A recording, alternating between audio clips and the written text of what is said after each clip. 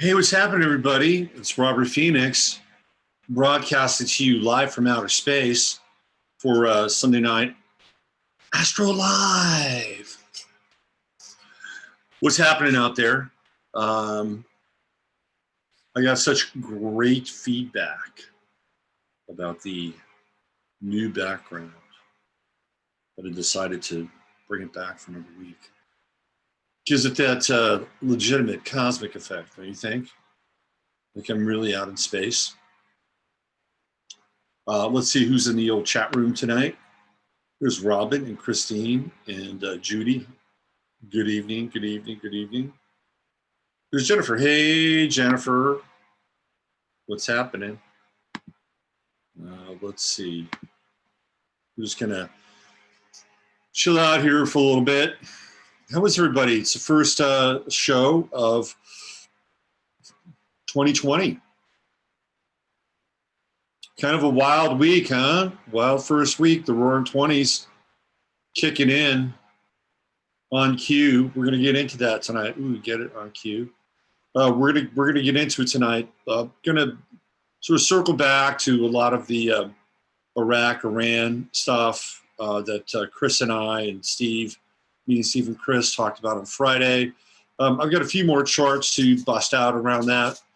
We're going to look at the week ahead astrologically by dipping into the chart of the moment, as it were. And we got a big eclipse coming up. That's going to be a week from tonight.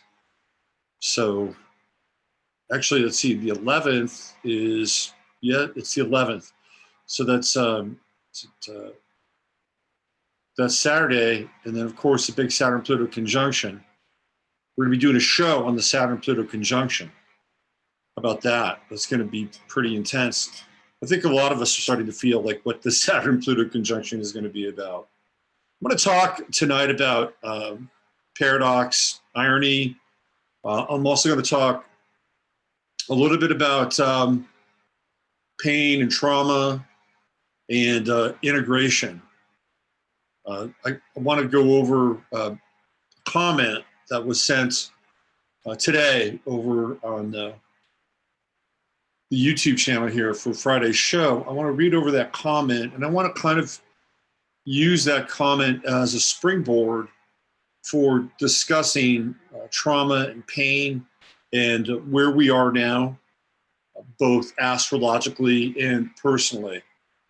So that's going to be on the docket for tonight. Let's see what's going on out there with you guys in Chatlandia. There's Laura. Hey, Laura, good to see you. There's Dr. Joan, the beautiful Dr. Joan Sefcik. There she is. There's Ani and Anna. There's Kathy. Hi, Kathy. Nice to see you. And there's Jennifer. What's going on, Jennifer? Two Jennifers back to back. There's Donna. Hey, Donna. Zero Hedge. And Colleen is here, too. All right, Tamara. All right, we're lining up. What's going on, Maury? And Miranda's here, slowly but surely. Hey, Charles. Nice to see you back. Charles, I was thinking about you. And, I was a little hard on that pastor last week. And I know that you felt like he was doing the right thing. And I probably shouldn't have been as hard on him. And maybe I shouldn't have. But it just, to me, it was, I'm not trying to justify it, but to me, it was very symbolic of how I have seen Christianity evolve. And to me, Christianity has kind of evolved to this place where that guy was on his knees. He was crawling on his belly. And I think one of the reasons why we're in such a mess is because how Christianity is evolved. Not just turning the other cheek, which I think in some ways can be very problematic. Like I do believe in divine justice as distributed by a person who is granted divine justice, meaning that it comes from a very righteous place. Not self-righteous, but a righteous place. And what does that mean? Well, that's a whole different discussion. But also looking at the state of Christianity and how people like Kenneth, what's his name, John Hagee and Kenneth Copeland and all these mega church pastors. I mean, how Christianity has metastasized into this kind of perverse circus, and one of which, one version of it has like welded itself to the Zionists, and I'm going to talk a little bit about this tonight because it's an important discussion to have. We're dealing with two very specific and unique versions of both Christianity and Judaism that have a very apocryphal end times reality script. And we have to ask ourselves, is that being acted out now? Are the people who are orchestrating what's taking place in the Middle East, are they doing it because they're convinced on both sides of the divine ledger sheet that their Messiah is going to return as a result of a great conflagration? I'm going to talk about that as well tonight. That's a really important piece here. So, but I feel like Christians, see, it's really interesting.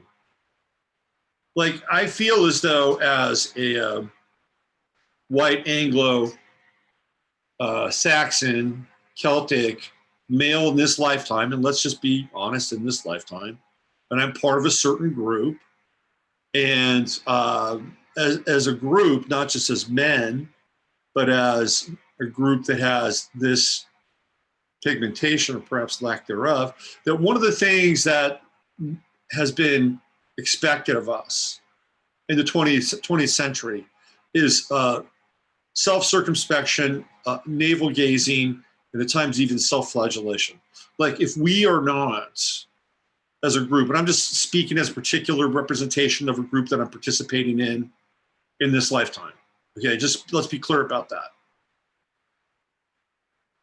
I'm not even really representing the group. I'm just like, this is a blanket kind of thing. But you have to roll with me on this. But by and large, we've been asked to completely split our psychic and emotional atom. I'm not talking about the elites. That's a different story. I'm talking about average people trying to get by, get through life, get along, all that stuff.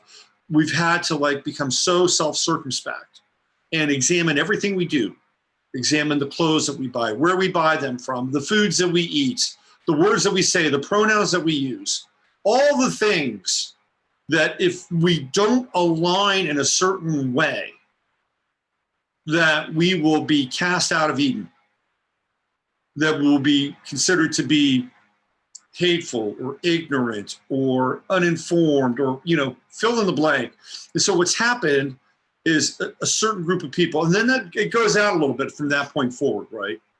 You could throw Christians in there, you could throw conservatives in there, that if they don't, what's happened is that there's been this level of contortion that for a long time people have been trying to twist and bend, and but I'm just looking at specifically now from this perspective, right? The Catholic Church certainly doesn't do it. A lot of denominations of the Christian church don't do it. They don't have to go through the same X-ray self-examination that this particular group does. I don't, and maybe I don't know about American Judaism. Do they go through the same kind of self-examination with their faith and what they're doing? Reform Judaism versus Orthodox Judaism, versus Zionism. I mean, are those debates happening? Or are those self-exam? I just feel like that's a big part of where Christianity has not done its work. It is not self-examined its own institution.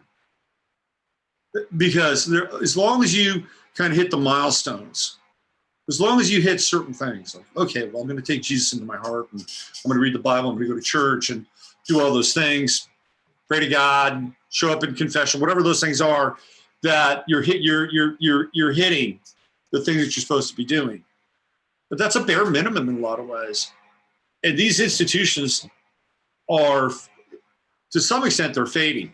I have another version of what's happening certainly with Christianity and with Judaism in a way, which I'll get into a little bit. But this self-examination process is really where Christianity has failed, in my estimation, and Catholicism has failed as well. And it's the same kind of slavish devotion to conformity. And, you know, if you're a Christian now, you're kind of a nonconformist, because the way things are trending in the culture verse is not, they're not really trending in your favor. So to that extent, I think it's actually kind of a good thing that Christianity is now being viewed as some version of nonconformity. But even within Christianity, there is a level of conformity that is an absolute must. You know, it's like you've got to conform to the letter of the law. And if you don't conform to the letter of the law, you're going to be burning in a pit of fire.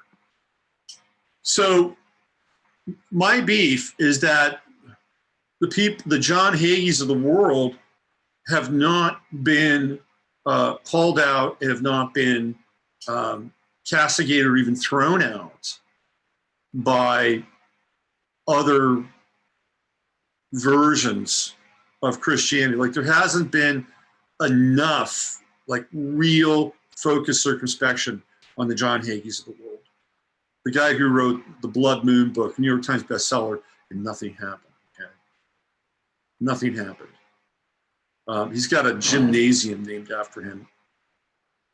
I think it's in Ashkelon. Ashkelon.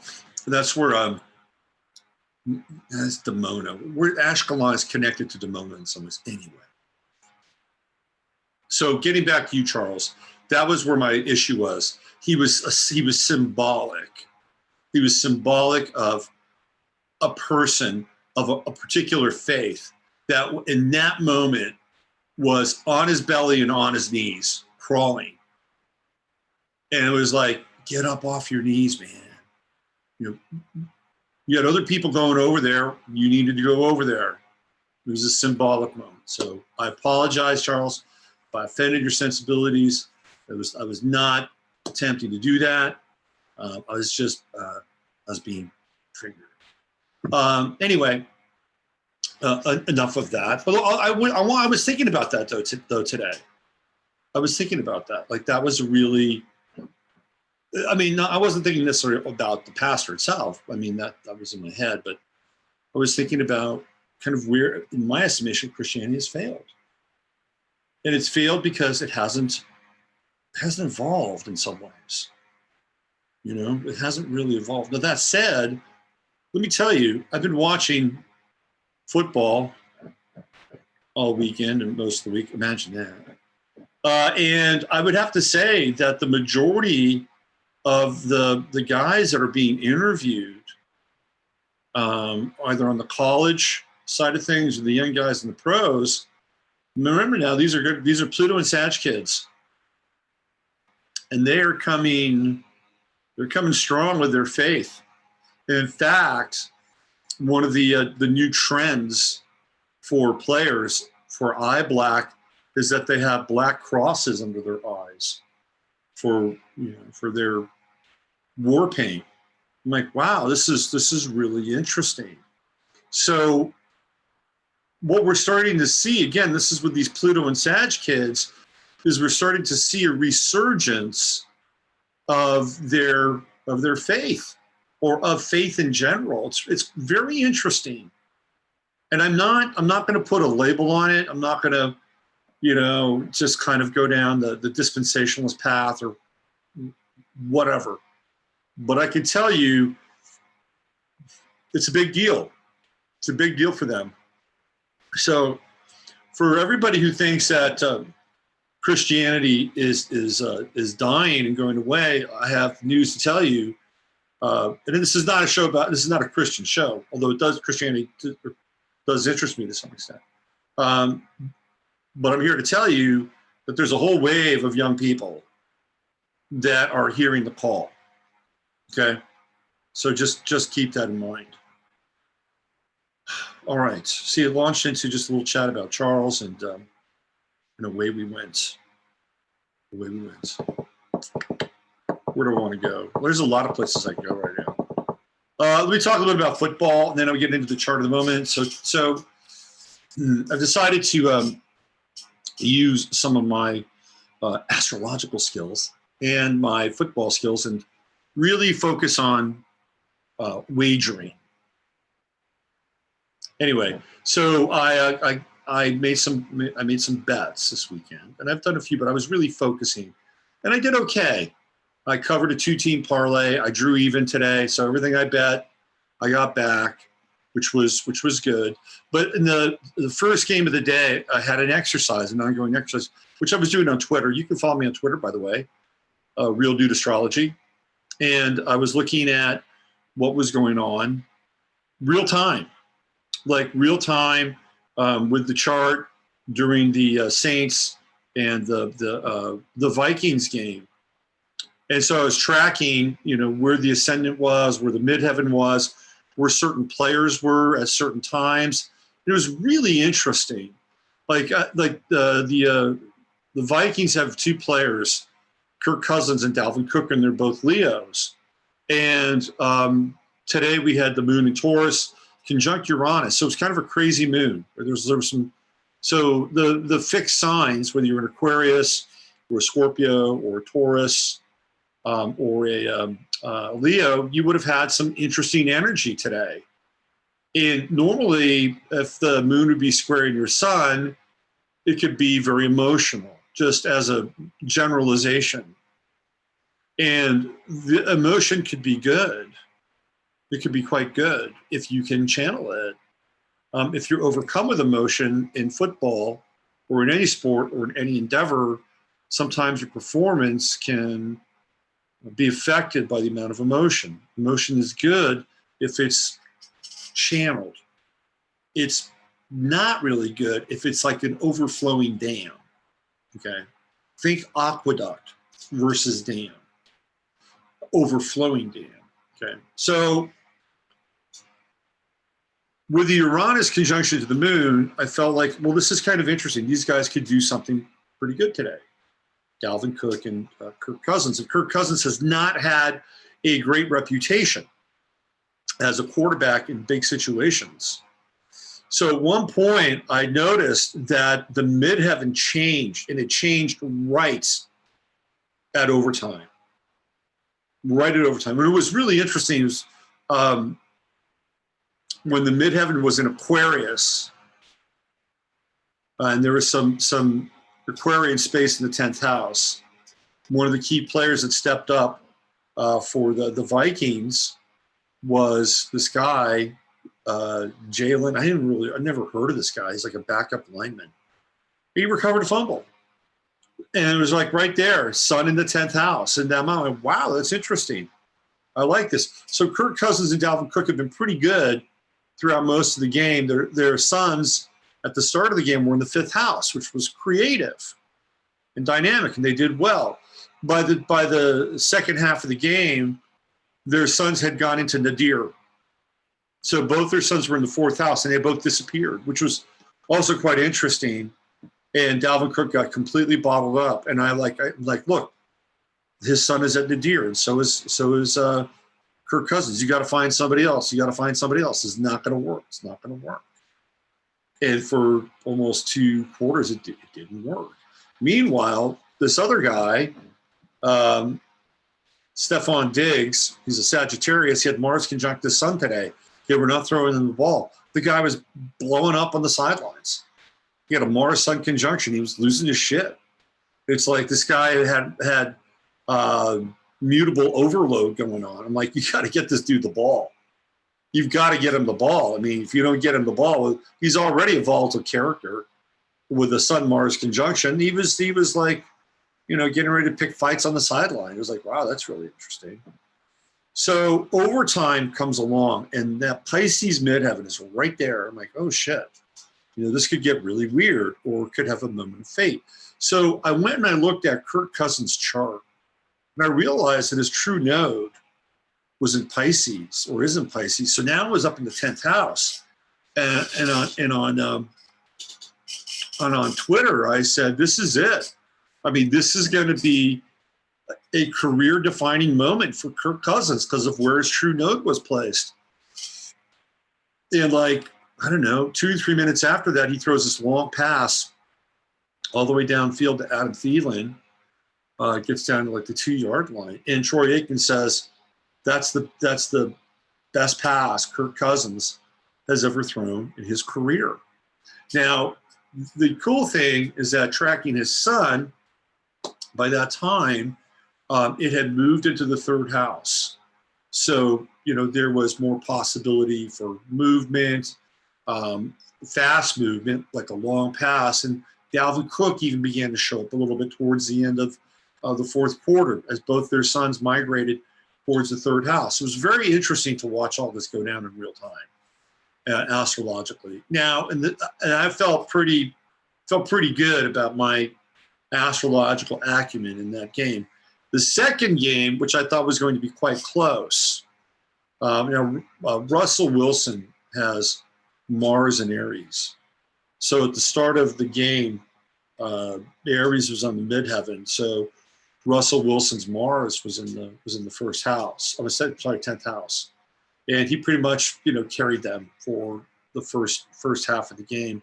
It was a very slow, kind of plodding game, and I really felt like Carson Wentz was going to have a good second half, because when I threw the chart up there, his son was in the 7th house.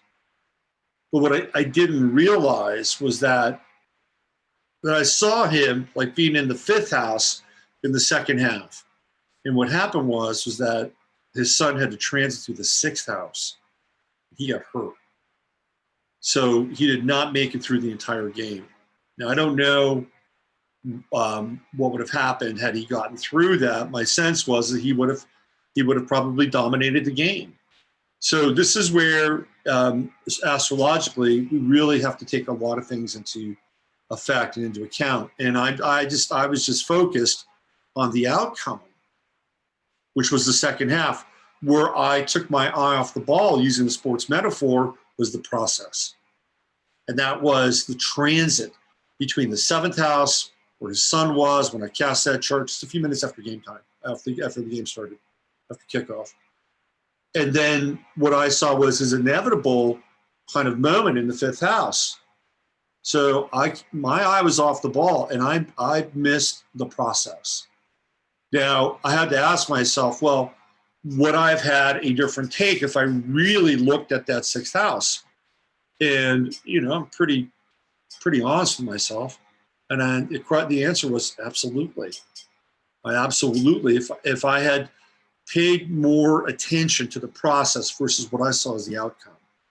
A lot of times that's where we get hung up on things. We get addicted to the outcome. Now, I also think it's really interesting. My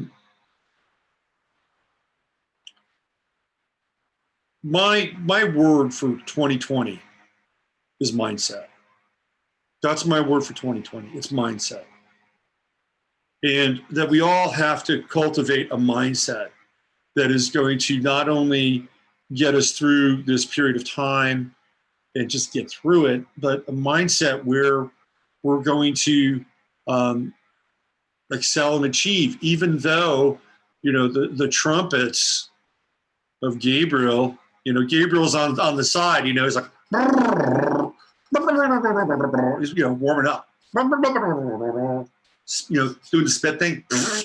Did it ever gross you out if you're in band and watching the trumpet guys with the spit valve? I mean, that's Gabriel. So yeah, man. So the heavenly horn section's playing on the side. So that doesn't mean you got to be in this world, not of it. So you got to cultivate a mindset that you're gonna be able to get through this time, and at the same time, you're gonna have to sharpen your game no matter where you are, what you're doing. Right? What are you gonna do? You're gonna go run and hide under your desk like you're in the 5th grade, and it's 1963 or 1964 or 69 or whatever, right? You're gonna just hide under your desk. I guess you could go sell everything and go into the off-grid world. That may not be a bad idea. If you have the resources and you have the right place, you have the water, shit, why not? Doesn't mean you stop living your life, though. Mindset. Overheard a conversation on New Year's Eve. I must have heard the word intentionality 6 times. Kid you not. Intentionality. Oh, that's interesting.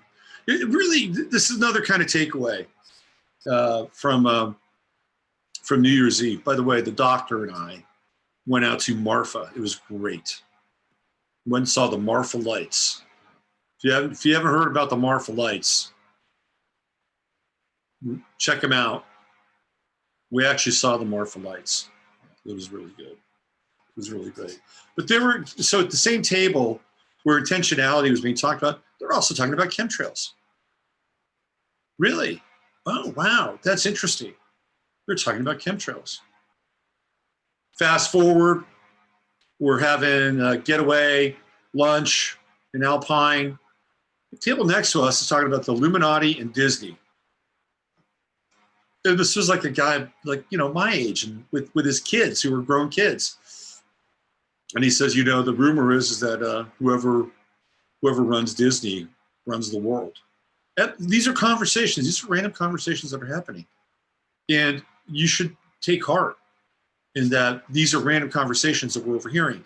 But let's go back. Intentionality. Intentionality mindset. These are the words for 2020 that everybody needs to acquaint themselves with. And I know you have.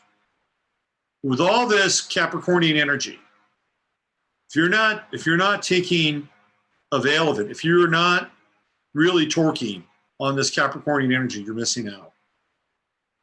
This is a time where I believe that there can be a great acceleration in terms of everybody's potential to get on top of their lives and to get on top of their game. I'm going to talk about another word, and I'm going to bring this into the conversation a bit later. The other word is integration. That's a really, really important word to wrap your head around. Mindset, intentionality, and integration. So take comfort in the fact that you're not alone. Take comfort in the fact that there are other people having odd conversations at random tables, in minor restaurants, in out-of-the-way places, all across the planet, even now as we speak. All right. Let me check in with you guys in Chatlandia. What's going on? Intentional is one of my words for the year. Right on, Sense and Stones. A regroup from Off Planet Radio chat this morning. Hedge response to Zero Hedge there a year ago. Cool. Marfa lights are unexplained lights. Yes, I'm with Marfa. There was Zero Hedge get together a few years ago. Yeah, that was a trip, man. Not the Zero Hedge thing, but the Marfa. I should get Keith Woods on the show. Oh, who's Keith Woods? Shoot me a link. Games, more of a duality show. However, I do appreciate the skills and athleticism. We live in a duality world. We live in a duality world. It's part of the game, right? And my take on duality is a little bit different than other people. I think there's a time where there's a time and a place for being non-dual, and we live in kind of like theoretically our souls dwell in a non-dual space. Theoretically, if you have a soul, and yet our bodies are dwelling in this realm of duality. And there is a time when it is okay to be in the realm of duality. There's a time and a place for it, and it's really there's a time and a place for being non-dual too. The non-dual, there's the timelessness. There's that timeless moment. But you don't get to experience a timeless moment without understanding the potential of death in some ways. That even that timeless moment will end, will end. And so we have this, it's a continuum. Yes, I get it. It's not always, now we're into the yin and the yang, but we live in a duality, a dualistic matrix. And there's times where it's important to reconcile the duality in our own lives. That's part of the integration piece. If you can do it, and that's the duality that's presented to us by Pisces, by the way, and not necessarily Gemini. If you look at Pisces, Pisces is a symbol of duality as well, the sign. And it is a wide spectrum of duality. From Kether to Malkuth, right? From root to fruit, from alpha to omega, that's Pisces. And it's a dual sign, and there's a lot of bandwidth in between those two markers. So the thing I like about sports, and don't get me wrong, I think sports is fixed. In fact, I know it's fixed. Like today, Carson Wentz got hit, taken out of the game, and there was no repercussions for that. But I've seen many instances where sports were fixed in a big way. But one of the things that I do appreciate about it is that there are moments, and they are significant moments where you can see people actually overcome adversity in sports. You can actually see them overcome it, like either in their lives or, like I'll give you an example. Like there was this guy who used to play for the Oakland A's. His name was Stan Javier. He was an average player. Steve will know him. He's played for the Yankees. And I'll never forget, his mother died when he was playing in season. And I thought to myself, I bet you he's going to do really well. And my God, he took off. I mean, the second half of the season was Stan Javier's career. Same thing happened with Brett Favre. Brett Favre's father died like 2 days before a Monday Night Football game. And everybody's saying, oh, you shouldn't play. You shouldn't play. I watched him play. It was the most super fucking natural experience I'd ever seen. It was like mind-blowing. I mean, he was throwing things in the air that should not have been caught, and they were. And for me, that's just kind of one small little snapshot of sports that I find interesting. It doesn't happen every day, by the way. It doesn't happen every day. By the way, before I get into the astrology of the week, the game ended, and I caught the beginning of the Golden Globe Awards. Ricky Gervais will never work again. If he does, it'll be minor. He's so talented. This guy was going scorched earth on Hollywood. Scorched earth. He made jokes about, and not jokes like, how the dupers will make jokes about pedophilia and, wink, wink, that sort of thing. We're making fun of you. Macaulay Culkin eating pizza and shit like that. No, he was like, boom, silver bullets, man. He talked about this is a great year for pedophilia films. Man. And one of the films he talked about was Finding Neverland. And they had a picture of Steven Spielberg. They had a shot of him. He was not happy. Not happy. Then he drops a big Jeffrey Epstein bomb. And it basically said that that Jeffrey Epstein did commit suicide. And then you hear a bunch of groans. And then he said, what are you talking about? He was your friend. You all supported him. I'm like, holy shit. Ricky Gervais has got the gloves off tonight. I don't know if you're going to be able to see that monologue again, but you should watch it. Because that's what stand-up comedy, really edgy stand-up comedy does. He took a blowtorch to Hollywood, and then to cap it all off, he started to talk about the hypocrisy of actors who work for Amazon and Apple and Netflix and all these other companies, and how their hiring practices, their business practices, their people practices, their human rights practices are absolutely abhorrent. And he said, and you're all taking money from them. So when you come up here tonight and you accept your award, you may want to think twice about giving some very heartfelt and supposedly well-intentioned political speech. It was like, holy shit. He just went for it. He went into pedophilia. He went into Jeffrey Epstein, and then he went into the corrupt relationship that people have to sell their souls. It's about as third rail as you can get. It was really something. Glad I caught it. Glad I caught it. And do you guys see it? Do you guys see Ricky Gervais's opening tonight? By any chance, his monologue? Did you guys see it at all? He was amazing, man. Fucking awesome. He was amazing. If you can watch it, see it. It's really good. It's really good. Really good. Christy says a track and field athlete was a great experience. Learned a lot about life in general. That's a really good point, Christine.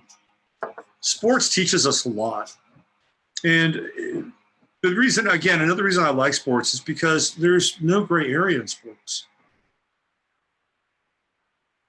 Unless, of course, you're the New England Patriots. By the way, shit, the Lion King themes were so prevalent last night. Tom Brady was going up against Ryan Tannehill, and they're both Leos. And I was like, I tweeted about it last night. It's like the young lion versus the old lion. Tom Brady was the lion in winter. And he was defeated. And all these Lion King themes came out. It was like, the king is dead. All these Leo themes. What's really interesting about lions, by the way? I stumbled upon this. I was watching this documentary about Detroit techno, which I really like. There's some very interesting characters.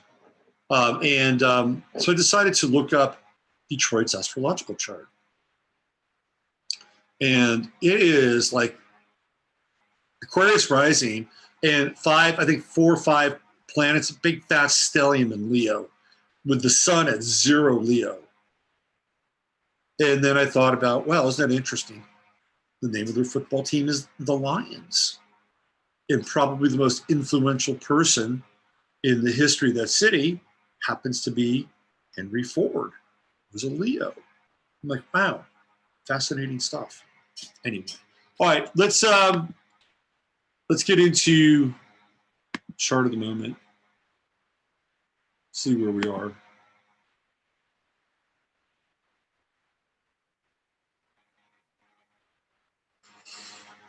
Before I do this, I got to go back. I had to go through my head, because once I get into the chart of the moment, we're doing charts in pure astrology. Okay.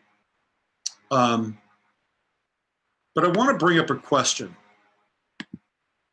I haven't really done this before, and I'd like to do more of it. Maybe moving forward, I will. Here's the question. This comes from the show that I did with Steve and Chris on Friday, which is a great show.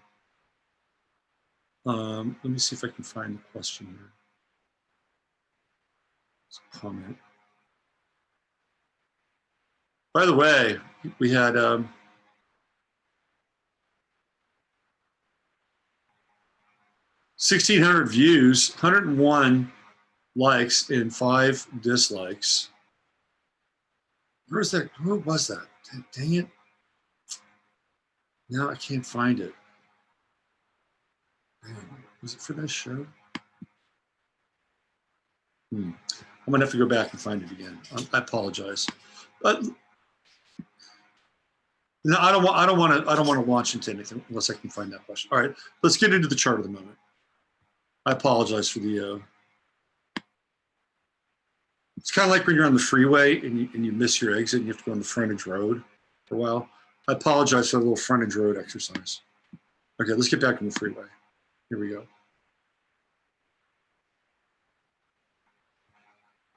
Alrighty.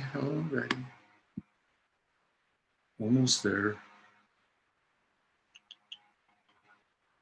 Thank you for being a part of the show tonight. I really appreciate it. I appreciate you guys. You're the best. Okay. Here we go. The planets have been really interesting last couple days. Really interesting. Here we go. Last night, we did not even have this square going on because the moon was much closer to Uranus. Today, we had this square happening. So last night, there was really, it's like no hard angles. Very unusual. Very, very unusual. We do have Mars out here, though, right now. And the only thing Mars is doing at 1 degree Sag is the inconjunct with Uranus. But let's talk a little bit about Mars and Sagittarius. We're going to have Mars and Sagittarius now for 6 weeks. And I think that it can be a really good thing in the individual chart, obviously. In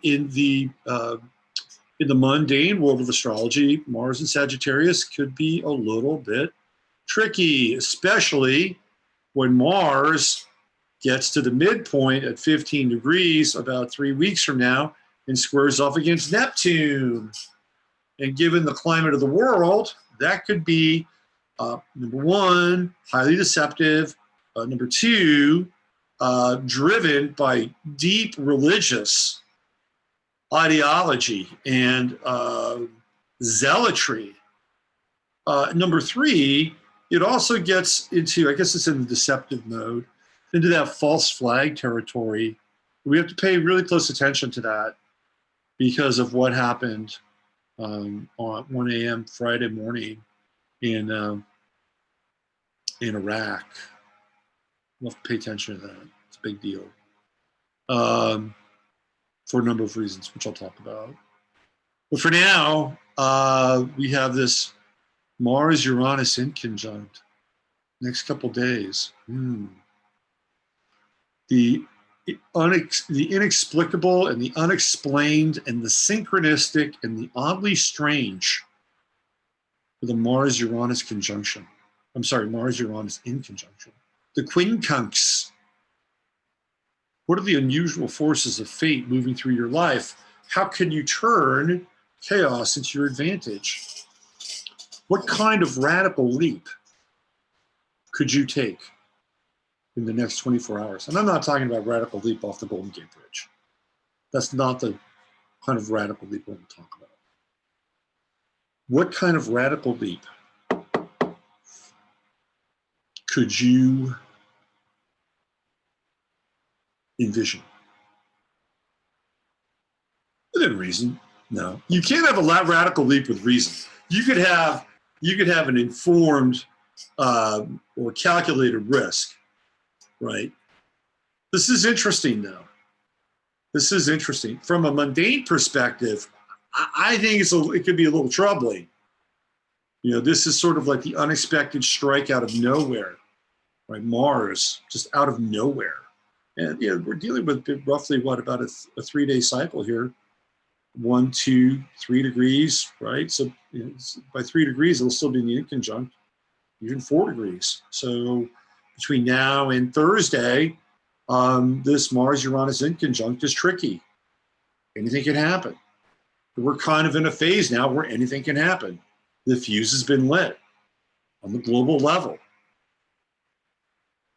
And 4 days from now, what are we talking about? The 9th? Now we're moving into the eclipse time. So this is a volatile phase, people. You know, last week, before this event happened, we were looking at some of the aspects for the eclipse, the solar eclipse, the lunar eclipse, and the Saturn-Pluto conjunction. And the word I kept referring to was volatile. You know, shuddering and volatility. And we're kind of in that we're in that gateway now.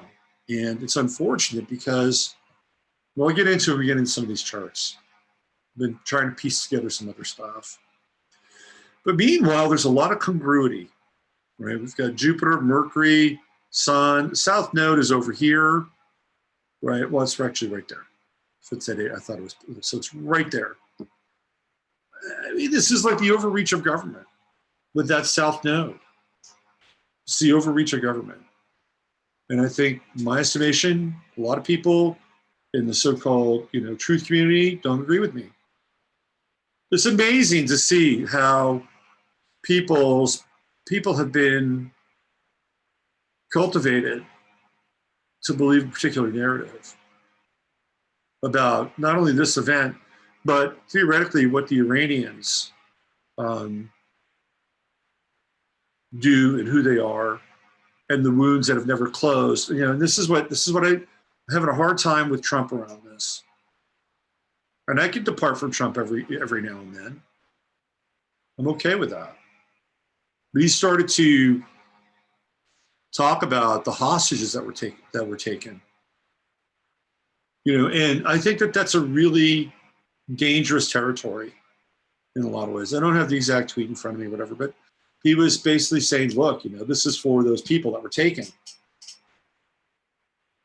If you do your homework, Donald, you'll understand the CIA was involved in that. They were sacrificing some of their own.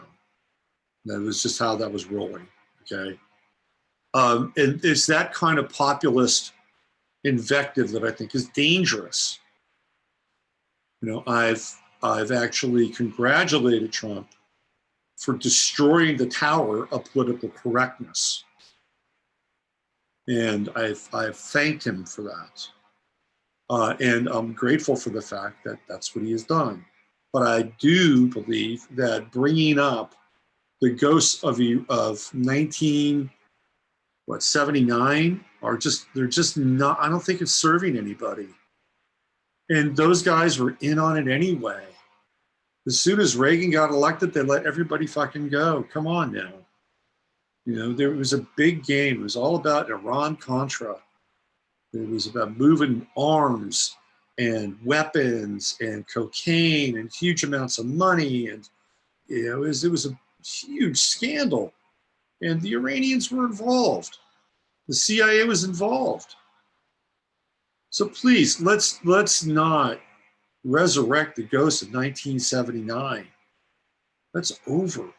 So a lot of people weren't even born then. And it's one of those populist ruses that I don't like.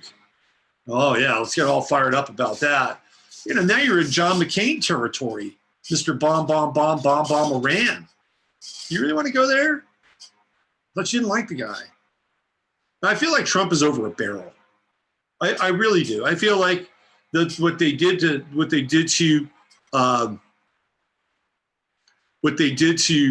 Clinton during the Clinton impeachment process, they finally have gotten to Trump. This was Trump basically saying that I'm going to carry this out because people like Lindsey Graham and Chucky Schumer or whomever, or in the Republican wing, whoever, Republicans who had the votes in the Senate, they're putting the screws to it, and I think Trump did what he was told. Now, for him, it's not a huge leap in a lot of ways because he's doing work for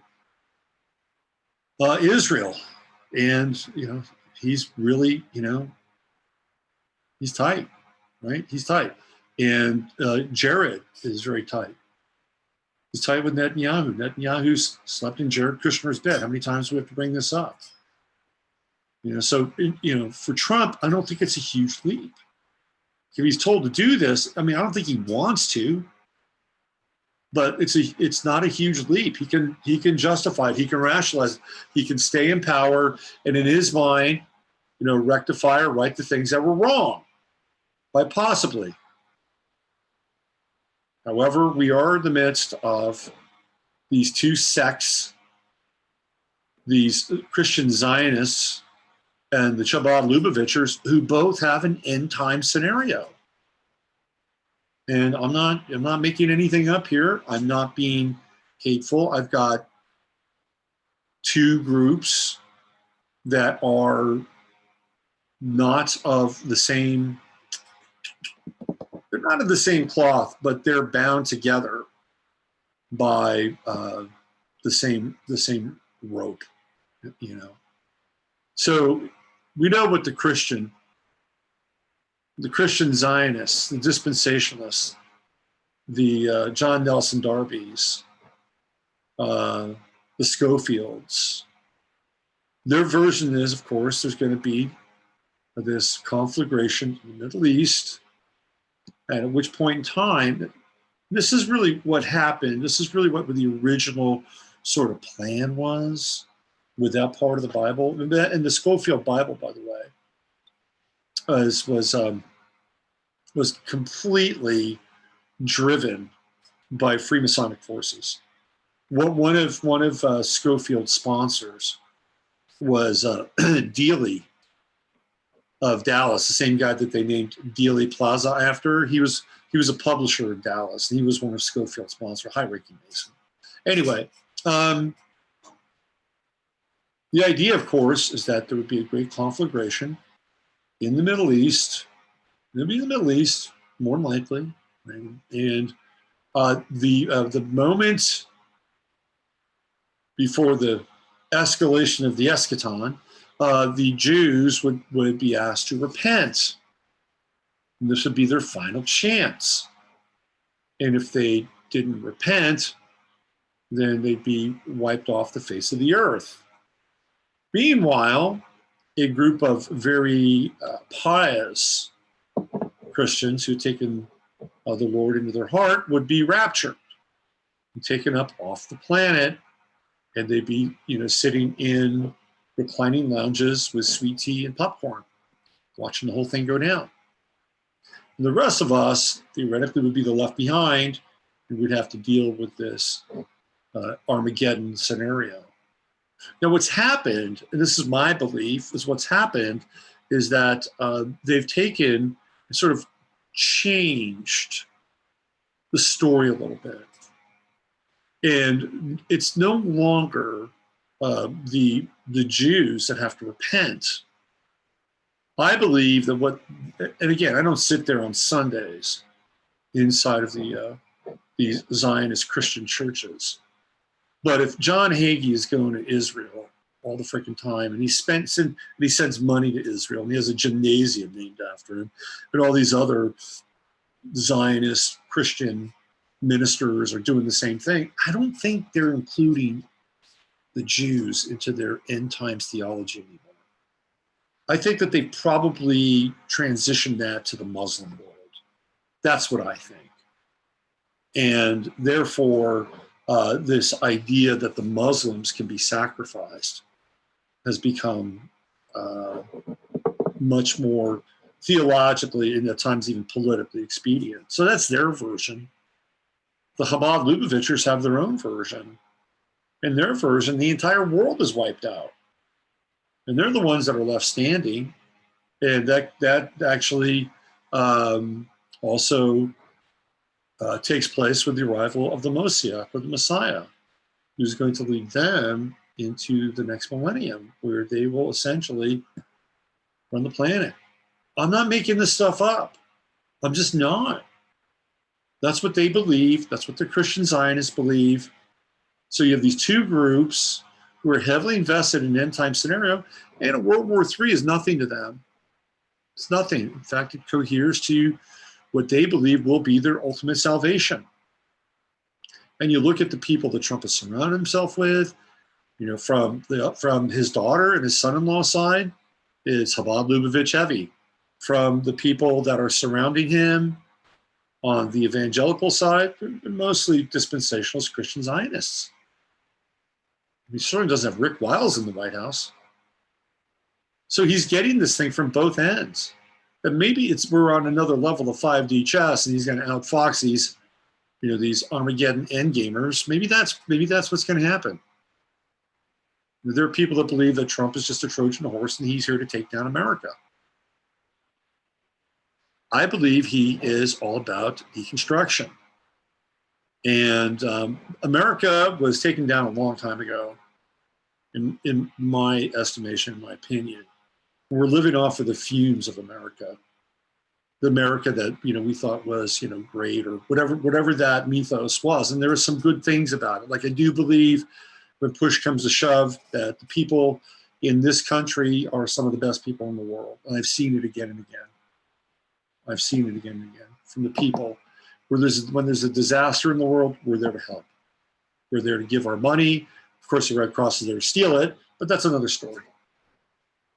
I'll never forget, you know, the images of Houston when we had the big storm, Hurricane Harvey. Isn't that weird how it was Hurricane Harvey and Harvey Weinstein, like boom, boom, like that? And just watching people of, you know, all different stripes, all different colors, helping each other. You had the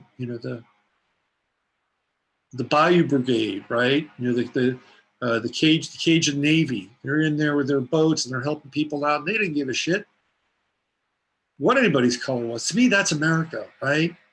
You had J.J. Watt from the Houston Texans step up and just like, man, we got to get money to these people. And he raised like $15 million or something outrageous like that. And guess what he did? He didn't hand it over to the Red Cross. He found the right charities to give that money to. To me, those are the things that really make this country interesting and great. You know, it's the Cancerian nature of the United States that is about, you know, growing and bonding and nurturing and caring and supporting. Now, in a lot of ways, our greatest strength has been used against us. It's become our greatest weakness because we've taken so many people in. And now we've got this weird kind of fixation with allowing the homeless to run free and feeling like it's a really good thing when it's really just weaponization. And by the way, the first death in Austin in 2020 took place 2 nights ago. It was 2 nights ago. Actually, shit, it was yesterday. Damn. It's on the 4th.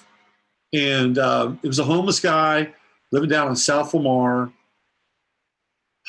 And he was nuts. He went into a burrito shop, a place called Freebirds. Think of the name, Freebirds.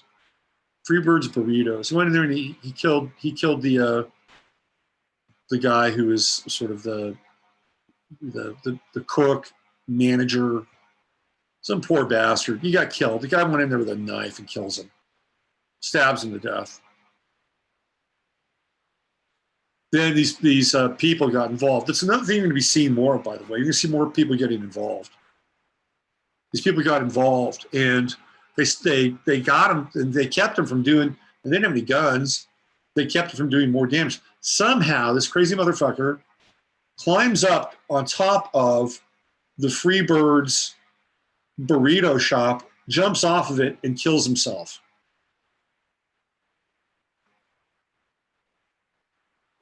Now, Joan brought up a good point. She wondered if this guy was one of the Austin homeless was chipped and that they did something to his circuitry. I don't know. I have no idea. But that's that moment. That's a tower moment. I mean, granted, Freebird's burrito is a small, it's not like the Owl building in downtown Austin, but it's a tower moment. The guy jumped off the building. Right, that is the first significant event in 2020 in Austin. First death in Austin, death by homeless. Now, on Twitter, it's interesting too because Aguilar is eagle. Isn't that interesting? Aguilar is eagle, and he was the manager of Free Birds. And what is the freest bird? Theoretically, it's the eagle, and it's the bird. Apparently, the phoenix was going to be the bird of the U.S. That was the bird theoretically. No, it's too esoteric. Let's how about the eagle? Okay, yeah, the eagle. It's kind of the phoenix. So it's the bird of the country, right? The guy's name is Aguilar, which is eagle, and this killer jumps off the roof of Freebirds. It's a tower moment. This is not going to be a good year for Austin, I'm telling you right now. As a symbolic moment, that's a terrible moment. Terrible. And if we went back into time, went to 1968, how would that be acceptable? Well, let's go back even further. 63. 68 people are fucking crazy. But 63, how would that be acceptable? I mean, that would be considered like horrific. Like they would spend months trying to understand that behavior. Now it's just a blip on the radar, moving on. We become used to the horror and the spectacle. It's terrible. But if I was that guy's family, I'd sue the city of Austin. All right, so, and I've talked about this before, that the homeless have been weaponized. Homeless don't know it. They don't know it. But they've been weaponized, and there's a casualty right there. But that's on the city of Austin. If the city of Austin doesn't understand that, then they've got real issues, real issues. California, by the way, is deciding to limit the amount of water that you can use in your home. Welcome to Gavin Newsom's version of socialist California, aka Little China. So you know what that means? It means you can't grow gardens, can't grow your own vegetables. Anyway, let's get back to this chart. I'm digressing a bit. But that was a weird moment, man. Think about that. Think about the symbolism of that. Not a good sign for Austin. Okay. So we have the overreach with the South Node. We see it. We see the overreach now. It's amplified right there. We can see it. It's too much. It's too much. You know, it's really interesting that, you know, when Trump got into office, man, he was great guns. You know, Train is bringing jobs back. Ford's bringing jobs back. SoFi is investing all this money. SoFi was investing. So I'll tell you what SoFi's invested in. SoFi invested in WeWork, and they've invested in naming rights to the stadium in Los Angeles. It's being built by Stan Kroenke, who is the husband of one of Sam Walton's daughters. But hey, they're investing, right? But there was a big push. What are we doing now domestically? We're not doing shit. Now we're off into Iraq. We're off into Iran. He can't help it now because they got his nuts. They got his testicles in a walnut cracker. If he doesn't play ball, he's going to get impeached. And I know that's what's happening. He swallowed the pill. He swallowed a bitter pill. And maybe he thinks he can make it right in the second term, second go round. Good luck, man. You're swimming with sharks. True node. South node conjunct Jupiter. Cue up the Beatles. It's all too much. It's all too much. But have no fear. This is where our moment of empowerment takes place. Right here. Right here. Right here. With only one square, Venus, the moon, right now. Just right now. You know, by the time tomorrow rolls around, yeah, the moon will be closer, deeper and square, but it'll start to move away. Right? And we're going to get that Venus moon trine coming up. That'll be good. Look, man, this is a really good time for us at the beginning of 2020. Use this Mars energy. It's Mars and Sagittarius. Get fired up about something. Get fired up. Where is Mars in your chart? Know your chart. Find out where Mars is. I got mine on my ascendant. I'm ready. Where is Mars in your chart? Figure it out. Right? Figure it out. Make it work. This is how astrology works, boys and girls. Mars is the impetus. Mars is the drive. Mars is the action. By the way, we're going to have Mars in Aries from June until, what, February of 2021. That'll be a hell of a ride. But right now, Mars and Sagittarius, get fired up. Have some faith. Faith in what? Right? Faith in what? Well, have some faith that there is this everlasting, eternal principle. The game overseer director. Logos running through your life, running through your streams, running through your fingernails and your hair, right? Have that faith. Live it, breathe it. It's not a bad thing. What are you going to do?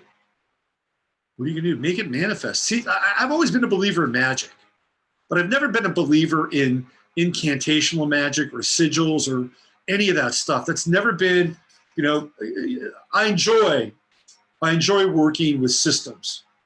I enjoy working with astrology. I enjoy working with the tarot at times. I enjoy symbolic interpretation, but I've never been a practitioner of arcane magic because I always felt like the magic was in us and that we were the transducers of this magic, this great divine and sacred component in our lives, right? Like I think, again, when I think of Sananda, I think of him as being the greatest magician ever. I mean, come on, he's turning water into wine. I mean, let Chris Angel try that. That's not happening. He's raising that's high magician territory. But that's real magic. And it's magic that's based in the heart and it's about blessing, right? When we get into blessing, man, the magic can happen. So, bless your life, bless the people around you. I keep, this is my thing that I've been working on. I'll give you kind of a naked moment, right? I went through a period roughly from 2010 to, I don't know, beginning of 2018 or even 17, where I was professionally, I could do okay, work through a lot of stuff, but personally, I was going through a lot of real suffering, a lot of trauma, a lot of deep trauma. It was very, very intense time on the personal side, which I don't talk about very often. And it took me a couple things to, and during that time, I got used to seeing things through a very dark lens. And look, I can go there and I can still see through the dark lens, although my process with it and where I go with it isn't the same anymore. Back, I'd say up to about 2 years ago, I was really, not only was I going through some intensity and darkness, some of which I,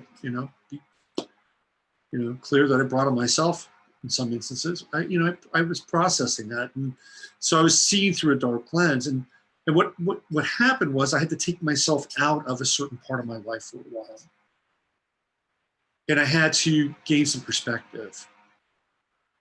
And I also really credit the cessation of alcohol to have really helped me become a lot more lucid and clear. And alcohol is a really funny thing. When I would drink it, I would have great times. I was not a bad drunk, by the way. I was not a bad drinker. In fact, I was a really good drinker, and people would like to hang out with me. See, that was the other side of it, right? It was like, oh man, this guy is really cool and really fun, and people would latch themselves onto me.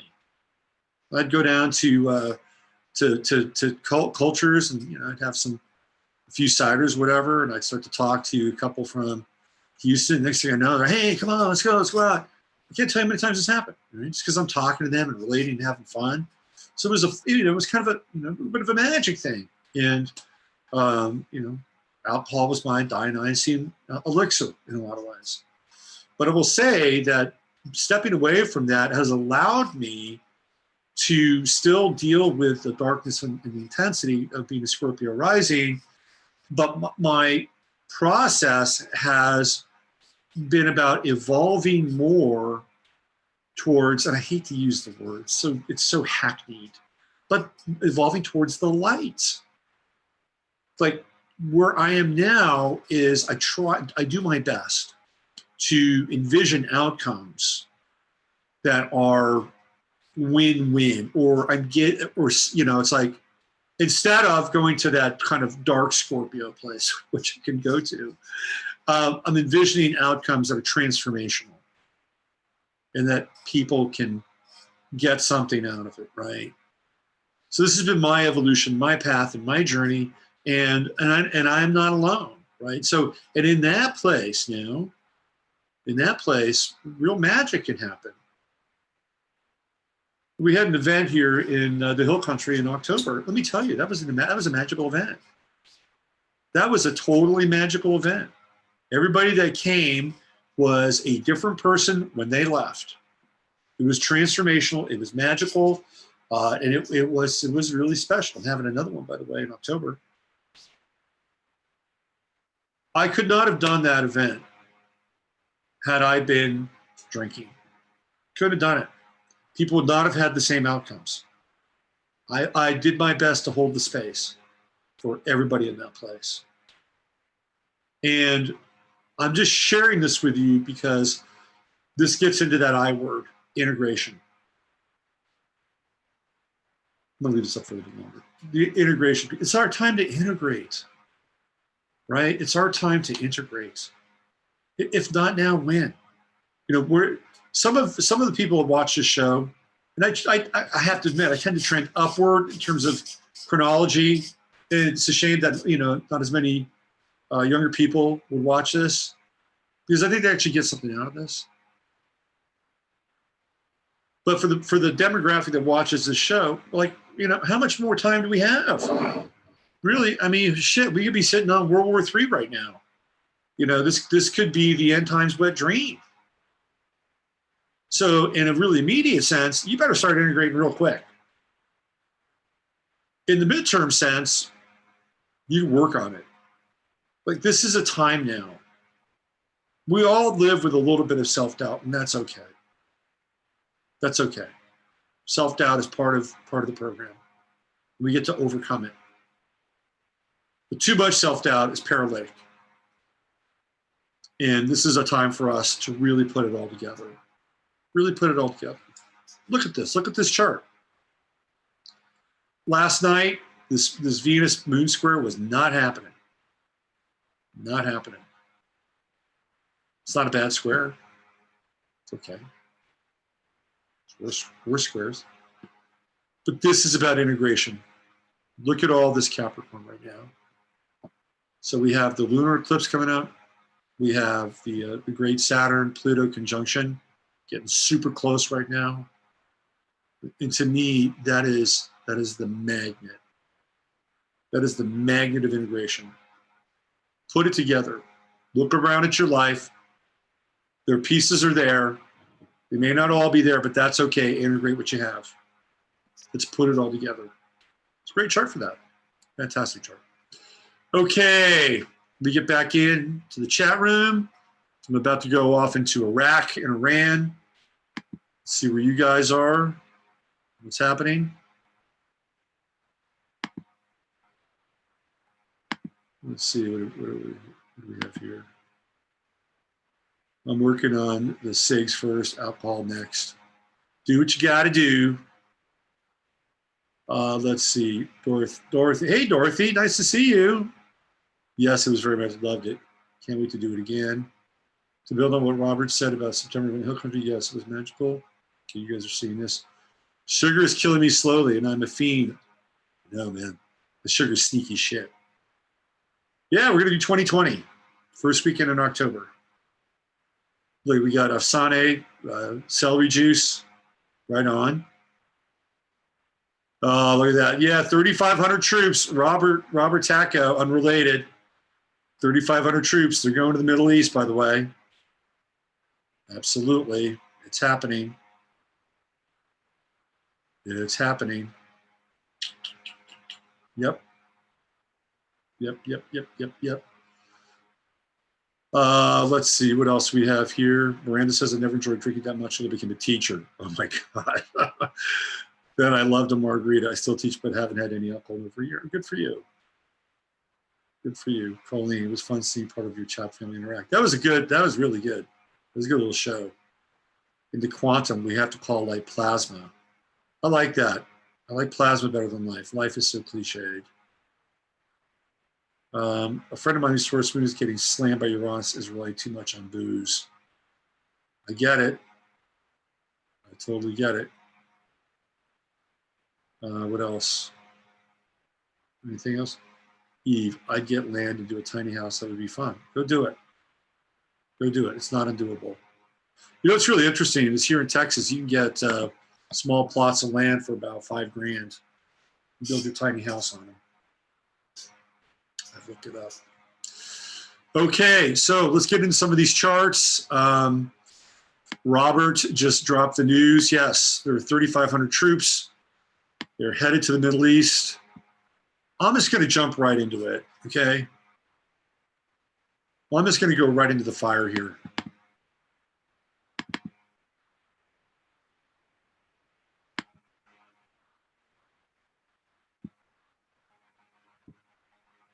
So I decided to do a chart of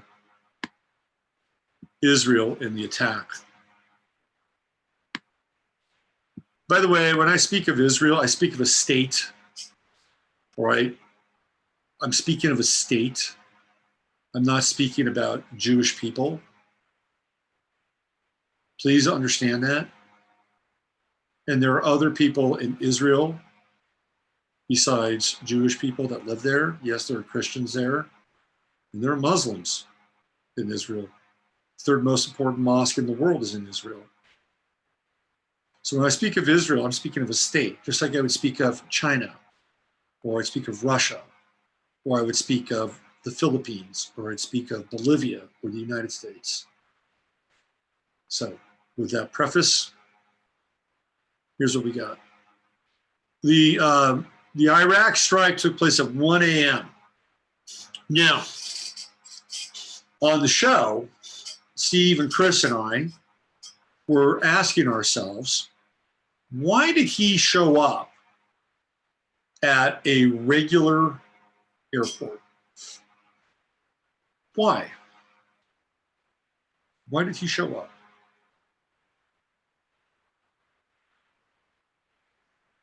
Why did he show up at a military airport?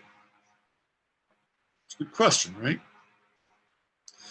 So apparently, and I grabbed this tweet last night, if I still have it. Apparently,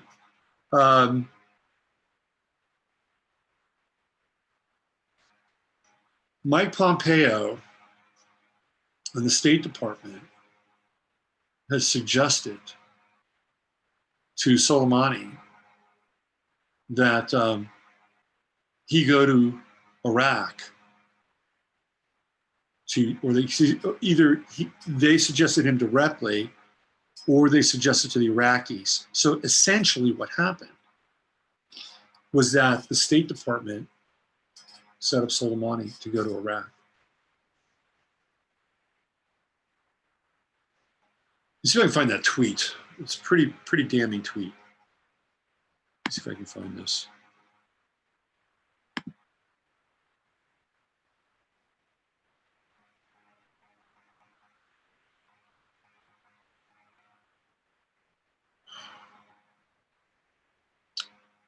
I said it's a Chris and Steve. Give me a second, because it's I think it's important.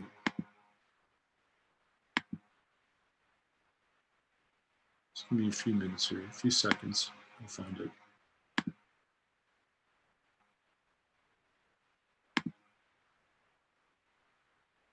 Because that way I can read it to you, and you guys can figure out if you think it's got any legs. Here it is. Grab it.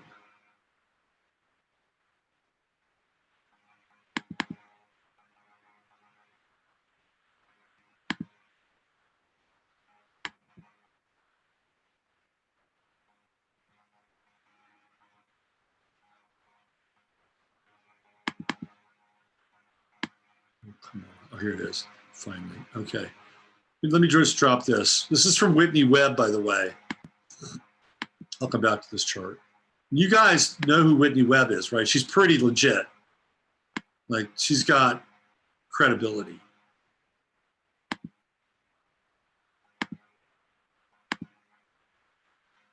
So here we go. This is what she's responding to. Now, I do not know who Elijah J. Manier is, he says, we have learned today from hashtag Iraq Prime Minister Adil Abadi Mahdi how at real Donald Trump uses diplomacy. U.S. asked hashtag Iraq to mediate with hashtag Iran. Iraq PM asked Qasem Soleimani to come and talk to him and give him the answer of his mediation. Trump and company assassinated an envoy at the airport. Whitney Webb says, this is the kind of diplomacy you get when you install a former director of the insanely criminal CIA and who is obsessed with a holy war against Iran to boot.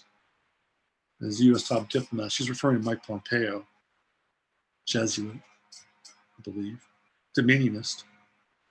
So this is how this thing went down. They set him up. They set him up. At least according to Prime Minister Adil Abdi Mahdi. Now, there are some people who will not agree with that. And they'll call me some kind of a sympathizer. But based on the track record of the United States, its foreign policy, and the neocon agenda, I don't see how that could be very far afield. I just don't. That's how they got Saddam Hussein.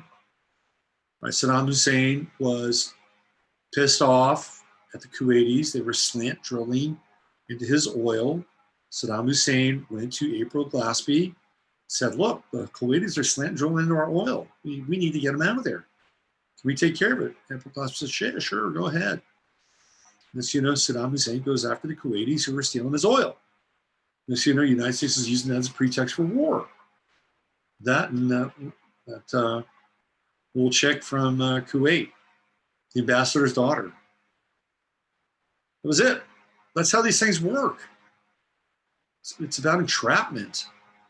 So let's get back to this chart.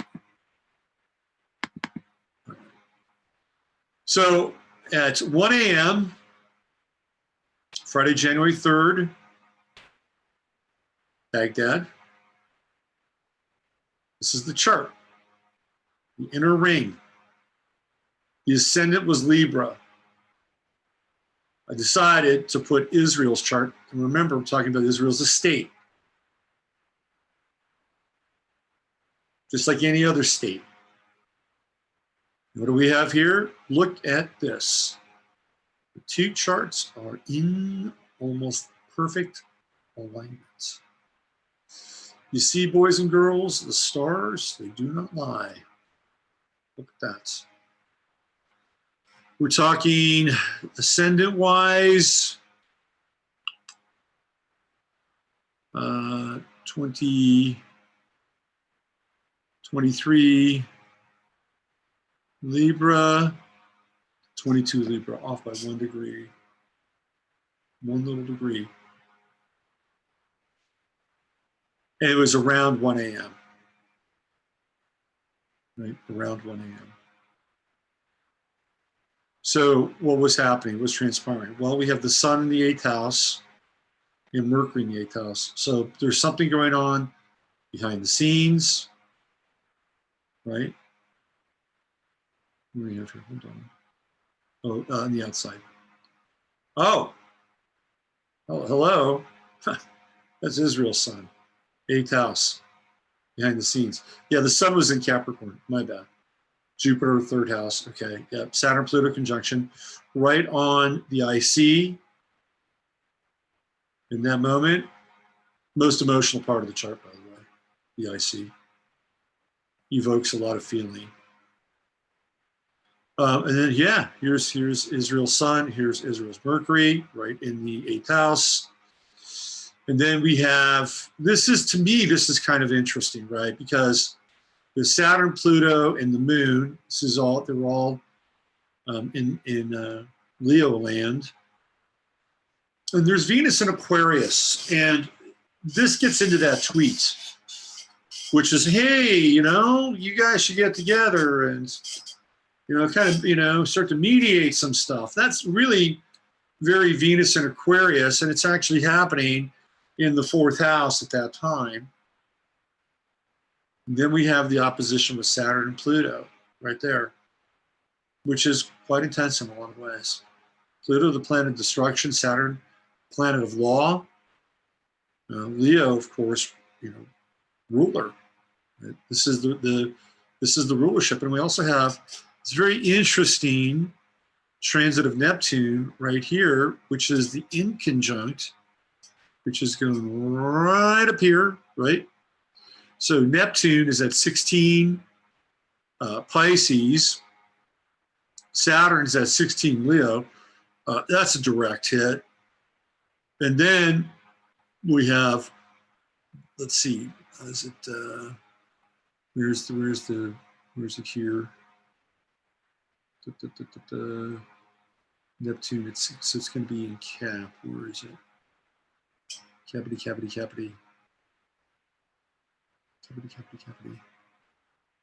Where are we? I guess it's going to be what? Is it going to be the sun? No, it can't be the sun. That wouldn't be right. It's going to be Saturn. Saturn at 21. Yeah, what else do we have in Leo? I'm not seeing the inconjunct here. I have to just process this a little bit. Because I'm into exactitude. We know this is going on here. So where's Saturn? And Pluto is at 12. Oh. Where is it? I just saw it. It's the sun. So it's the sun in conjunct with Pluto. Neptune in conjunct with Saturn. Interesting. That's in the moment. These are the missing pieces. So we have Pluto right here. This is the yod, almost, right? So we have, well, it would be a yod. Neptune's at 16, Sun's at 11. That's a sextile, right? Here's the yod right there. It's all pointing to Saturn and Pluto right there in Israel's chart. Authority and Plutonian intensity, to say the least, right? Mars square, right there, bang. Transiting Mars, which is at 29, 28 Leo, right? And transiting Mars here, which is at 29 Scorpio, square. That's conflict, aggression, second house, fundamental, right? And then we have the square, Chiron moon conjunction that's happening. And the true node, which is right here, conjunct Venus, which is a 4 Cancer in the Israeli chart. So there's a connection there, right? With this event. They're involved. They're totally involved right here. You can see it. Boom. But to what extent is a bit of a mystery because of the yod. But we can see just how synced up both charts are. Almost a perfect match, which is very rare, by the way. Although we have seen it with Donald Trump in Israel's chart, haven't we? Very, very close in a lot of ways. Very close. So there are fingerprints here. These are astrological fingerprints. I'm sure the United States obviously is involved too. We got a joint operation happening.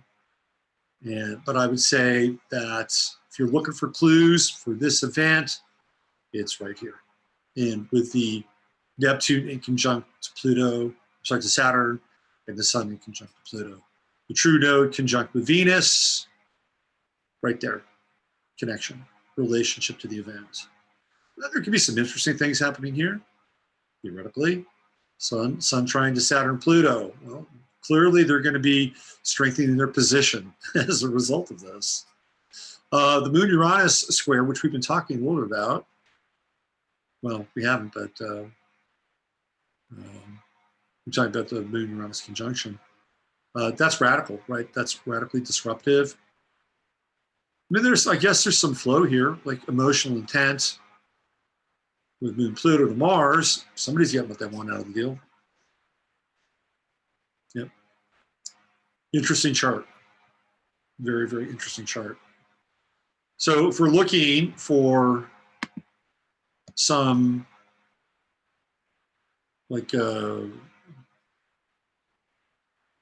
cosmic fingerprint, I think that chart leaves a few clues as to who was involved. Of course, we're involved too, right? So, but we couldn't do it alone. And we don't do these things alone, by the way. I wanted to look up this guy. What's his name? Soliemani. I looked up his chart. Did a Soliemani chart too. Let me see if I can find it. Let's see. Yeah. Let me go in here.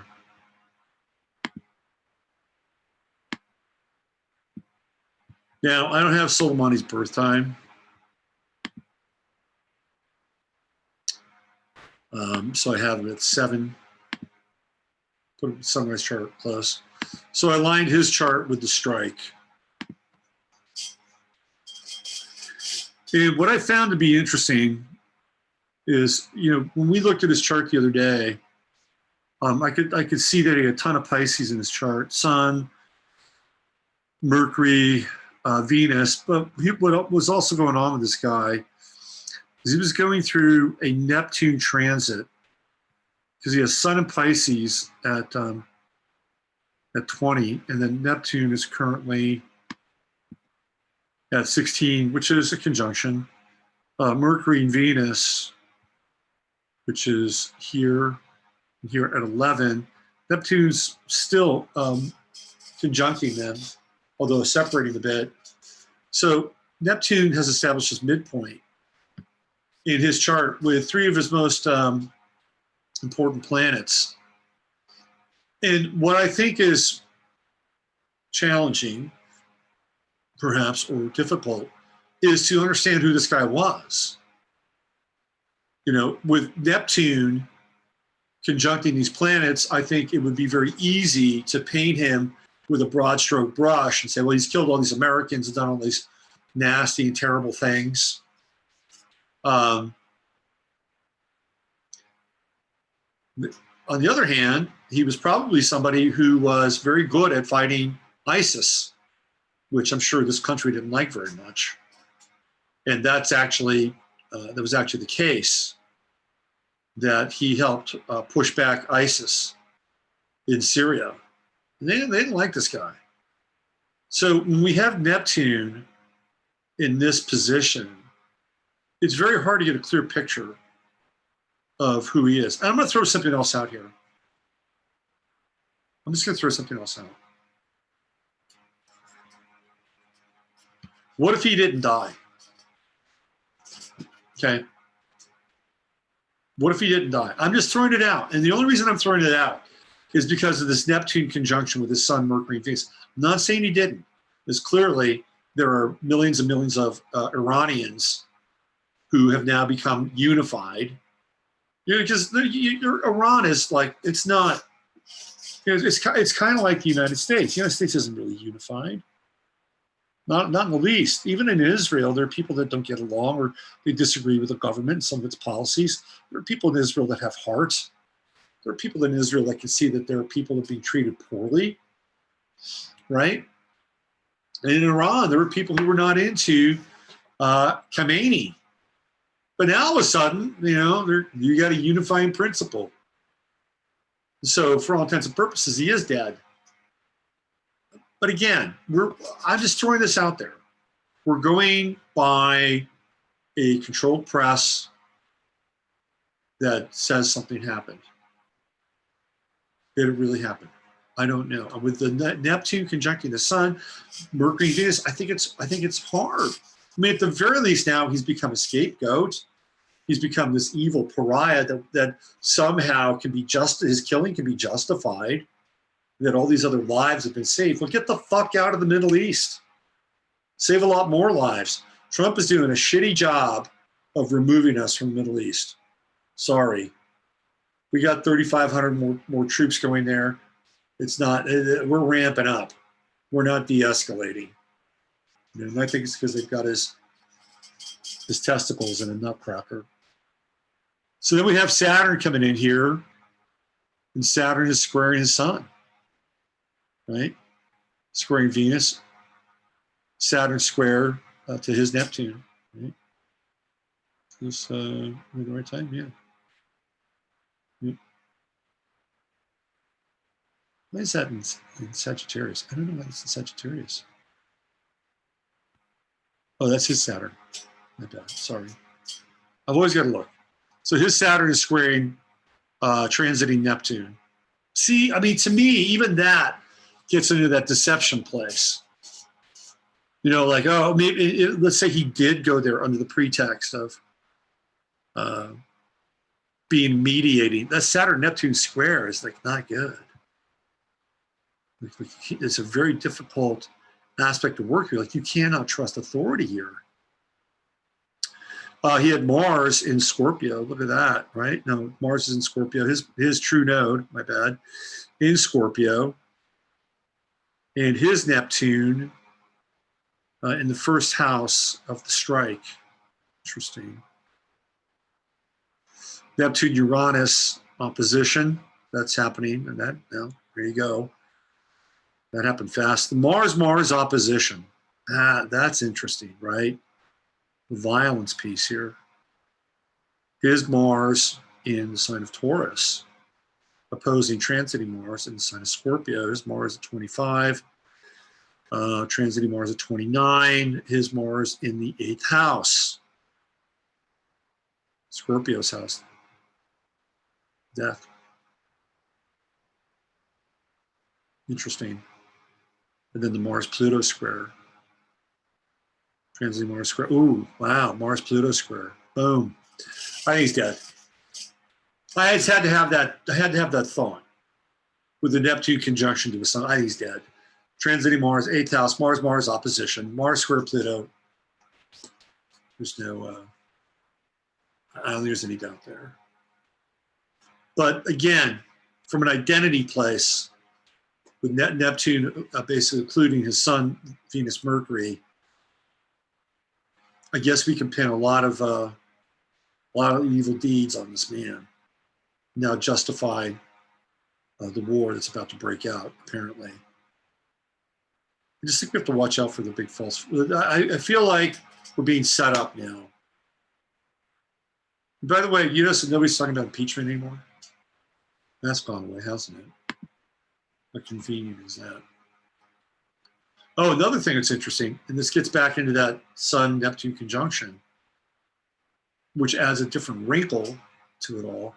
Stephen Chris, before the show tonight, told me that Leo Zagami just did a piece on him and said that he actually has Jewish blood as well, which is not uncommon from somebody in Iran, by the way. There are a lot of Jews that live in Iran, and guess what? They get along with the Iranians. There's not a lot of tension and bullshit. They've been there for a long time, you know. So you're putting a bunch of Iranian Jews also at risk if you decide to go in and decommission Iran, which I think is what they want to do. I think they want to do some kind of an EMF with Iran. I think they want to pulse Iran. I don't think they want to go in. I think they want to EMF Iran, and they want to go into some deep bunker strikes because the United States pulled out of that deal. Once they pulled out of that deal, Iran basically said, fuck you. We're going to start to enrich uranium again. You know, we had a deal going on. So now you're pulling out of the deal and you're going to paint us to be a terrorist group, which is why they got away with what they did, because apparently the Quds, the real Quds, were named a terrorist group. As long as you name something a terrorist group, you can just go in and get them. You're a terrorist, they can go in and get you. Oh, he's a terrorist. No, he's a terrorist. She's a terrorist. Really? Oh, okay. Well, that allows them to just kind of blanket assassinate anybody that they want, as long as they confirm. Now, Iran is not a terror state, but the Quds are. He was the head of the Quds. So, let him out. You know, we're headed in this direction. We're headed in this direction. It's a pretty bad direction. I'll be, moment of honesty with you. It's not good. It's just not good. But the fact of the matter is that, again, what we're having the opportunity to do is to see what's going on, to see what's happening. And nobody is above criticism. Nobody's above a real hard look. Even the people that we love the most in our lives, I mean, we just can't turn a blind eye to some of the things that they can do or have done. The beautiful thing is that, with the right conversations and the right understanding, we can practice forgiveness. If somebody has done something wrong and we have to address that, we can have a conversation with them, and hopefully there can be, a real sense of forgiveness, a real forgiveness, not like fake conditional forgiveness. Everybody deserves at least one shot of being forgiven. Some people deserve maybe more than one if they have a really long-lasting issue or problem.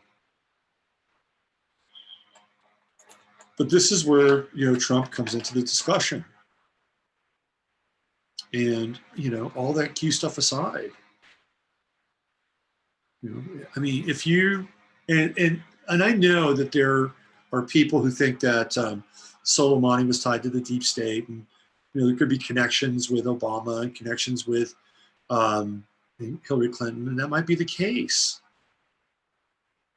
But you've just inflamed an entire nation of people as a result of that, and you've also set the stage for the people who are not Iranian but want to further an agenda to create a potential false flag scenario in which other people say, oh, gee, look, Iran did it. Now we have to deal with that. So we just got to be on our toes. But the main thing is, don't panic. It's like, don't panic. Do your best to live without fear in this situation. And this is the mindset. This whole thing is just a big loose suck. So do your best to not live with fear. This is vitally important. In the meantime, work on integration and integrating your life. Even in the next week, 2 weeks, 3 weeks, next month, if there are conversations you need to have with people or things that you need to share with people, you should probably have those conversations. You should probably have many of them. Those are good things to have and get done. And you have to let go of the attachment and how it's going to be received. You just have to. If you need to clear some things up, clear them up. Best thing you can do. That's integrating, right? It's integrating things that you have sort of put off to the side. But there's other things you can integrate as well, not just that. That's the short-term stuff. So let's have a great year. It's going to be rocking. It's 2020, man. Two judgments. 22, the master builder. It's Uranian and it's Saturnian. Make the best of it. And fortify yourself. Stay on your path. Challenge yourself. Be better. All right, I'm out of here. Thanks for being a part of tonight's show. And I'll be back on Tuesday with 15 Minutes of Flame and a whole new series of shows for the rest of the year. Thank you, everybody. If you want to get a reading with me, you can go over to robertphoenix.com. And that's it. Use your head to discern what's real, your heart to see what's possible. Thank you, everybody, very much for tuning in. Have a great night.